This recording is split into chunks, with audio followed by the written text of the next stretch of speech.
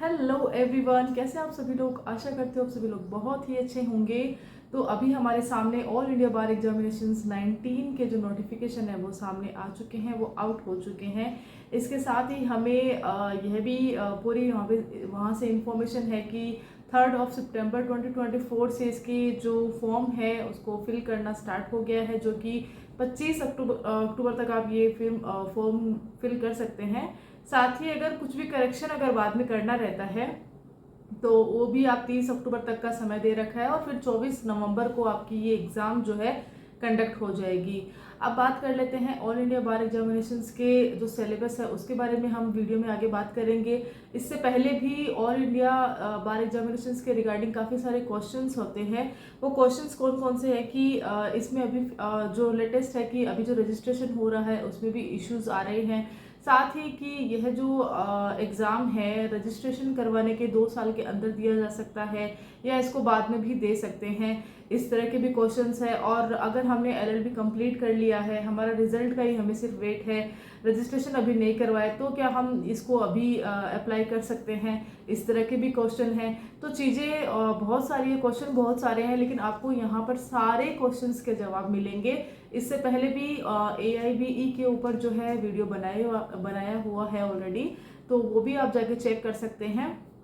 अब बात करते हैं सबसे पहले कि ये जो सिलेबस की बात हो रही है, तो यहाँ पर जो सिलेबस है अभी बताया नहीं गया है कि अभी लेटेस्ट में ऐसा नहीं बताया गया कि कुछ नए क्रिमिनल लॉज आएंगे या कि पुराने वाले रहेंगे।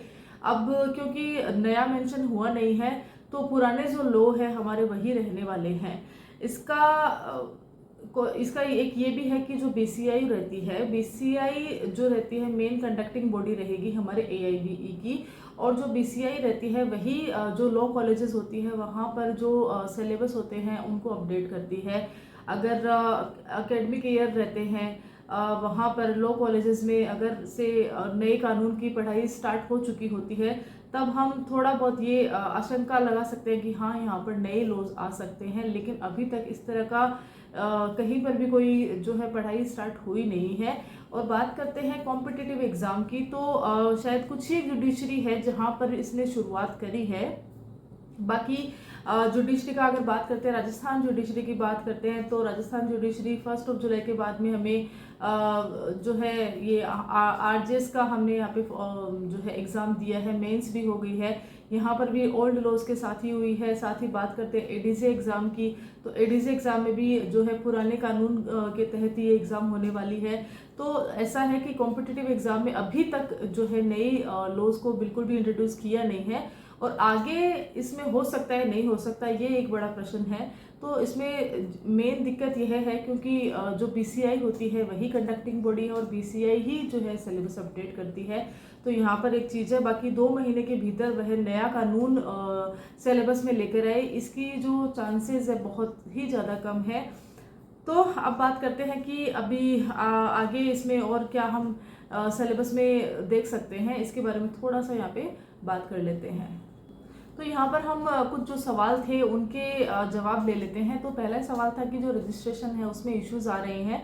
तो देखिए इस वक्त क्योंकि AIBE जो रहता है ना, ये ऑल ओवर इंडिया के जो स्टूडेंट्स होते हैं, कैंडिडेट्स होते हैं, जिनको कि रजिस्ट्रेशन के बाद में उनको यहाँ पे COP चाहिए होता है, तो वह जो है सारे ही कैंडिडेट्स जो रहते हैं जिन्होंने अभी तक AIBE नहीं दिया है वो सारे ही इसको अप्लाई करेंगे। तो कहीं ना कहीं एक जो ट्रैफिक होता है ना, तो वह बहुत ज़्यादा बढ़ जाता है। तो अभी क्योंकि 3 सितंबर में ये शुरुआत हुई है और आज 2 से 3 दिन ही इस चीज़ को हुए हैं फॉर्म फिलअप में, तो आपको जो या तो फिर एक जो पीक टाइम होता है ना कि सुबह 11 से लेके शाम को 5-6 बजे तक जो रहता है ना, ट्रैफिक बहुत ज़्यादा रहता है।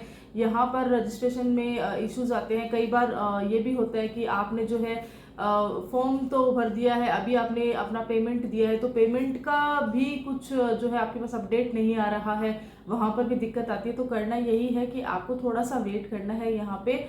कुछ 5-7 दिन आप रुक जाइए, उसके बाद में आप जो अपना फॉर्म यहाँ पे फिल कर सकते हैं। और अर्ली मॉर्निंग भी या तो फिर नाइट में भी आप जो है अपना फॉर्म फिल कर सकते हैं, तभी भी आपको इश्यूज नहीं आएंगे। और कुछ ही लोगों के साथ ये इश्यूज आ रहे हैं, सबके साथ भी नहीं आ रहे हैं। अब बात करते हैं यहाँ पे दूसरे क्वेश्चन की, वह है कि रजिस्ट्रेशन तो हो चुका है, लेकिन रजिस्ट्रेशन के बाद में AIBE कंप्लीट नहीं हुआ है। रीज़न कुछ भी हो सकता है, मेडिकल का भी हो सकता है, हेल्थ इश्यूज भी हो सकते हैं, या तो फिर आपने कहीं और जो है अभी तक इस पर ध्यान नहीं दिया है, या आपने एग्ज़ाम दिया ही नहीं है। अब आप क्या कर सकते हैं, तो इस पर एक फुल डिटेल वीडियो है कि इसका मेन प्रोसेस क्या रहता है। बाकी मेनली आप जो है ये एग्ज़ाम दे सकते हैं, इसमें कोई इशू आएगा नहीं। और अब क्योंकि ये रजिस्ट्रेशन के बाद का जो है आप इसमें डाल सकते हैं फॉर्म, तो अपीयरिंग वाले होते हैं, या तो फिर जिसका LLB कंप्लीट हो चुका है लेकिन जिन्होंने अभी तक रजिस्ट्रेशन नहीं करवाए हैं, वो इनको AIBE को जो है फॉर्म फिलअप नहीं कर सकते हैं। तो ये चीज़ आपको ध्यान देनी है। तो यहाँ पर हमने जो है ओल्ड लॉज या न्यू लॉज के बारे में थोड़ा समझा है कि क्योंकि क्या एक रीज़न हो सकता है। दूसरा ये है कि अभी तक क्योंकि हम जो भी पढ़ के आते हैं ना, उसी के बेस पे हमारी एग्जामिनेशंस होती है। तो 2024 तक भी यहाँ पर किसी भी कॉलेज में या यहाँ पे कोचिंग सेंटर्स में हमें जो है नए लॉज नहीं पढ़ाए जा रहे हैं, स्पेशल नहीं पढ़ाए जा रहे। अगर नए लॉज पढ़ाए भी जा रहे हैं तो साथ में हमारे ओल्ड लॉज भी चल रहे हैं। तो इस आधार पे अगर देखा जाए तो आपके साथ जो है ओल्ड लॉज के साथ ही है क्वेश्चन पेपर बनेगा। बाकी AIB के क्वेश्चन पेपर कैसे आते हैं, इसमें जो है किस प्रकार से आप इसकी तैयारी कर सकते हो, उसके ऊपर एक डिटेल वीडियो जो बहुत ही जल्दी मैं यहाँ पे इस चैनल पे लेके आऊँगी, जो आपको फुल सपोर्ट करेगा कि आप फर्स्ट अटेम्प्ट में ही किस प्रकार इसको इजीली निकाल सकते हो। देखिए इसमें होता ये है कि AIBE जो एग्ज़ाम होती है वह एक टफ एग्ज़ाम के रूप में अभी इसको हम देख रहे हैं। इससे पहले जब इसको स्टार्ट हुआ था 2010 के बाद से यह एग्ज़ाम जो है स्टार्ट हुई थी, तब इसका जो एग्ज़ाम पैटर्न था वह भी सही था, ओपन बुक था, सेल्फ नोट्स ले जा सकते थे। बैरेक्ट्स में कोई कंडीशन बेस ऐसा नहीं था कि आपको ये बैरेक्ट लाने हैं या ये नहीं लाने हैं।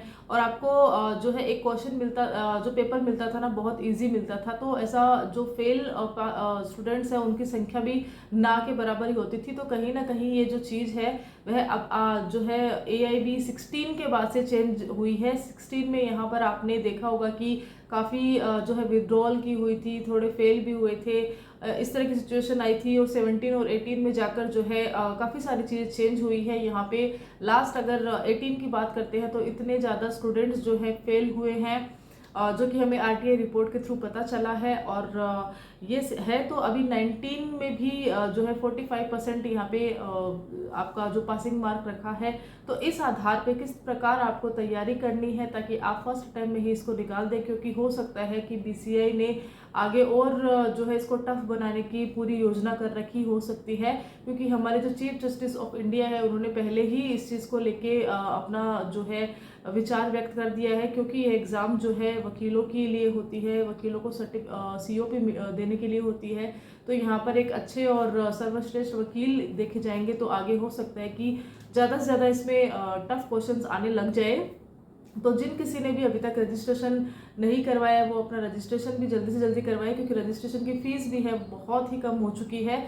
और बात रही AIBE की, तो जिनको रजिस्ट्रेशन हो चुका है वो इस बार जो है अपना AIBE का फॉर्म भर दीजिए। ये मत सोचिए कि आपके पास 1 महीना है या 1.5 महीना है, आपने सिर्फ फॉर्म फिल करना है। बाकी इसकी तैयारी कैसे करनी है, किस तरह से आपको फर्स्ट अटेम्प्ट में निकालना है, इसके लिए मैं यहाँ पे वीडियोस अपलोड कर दूंगी।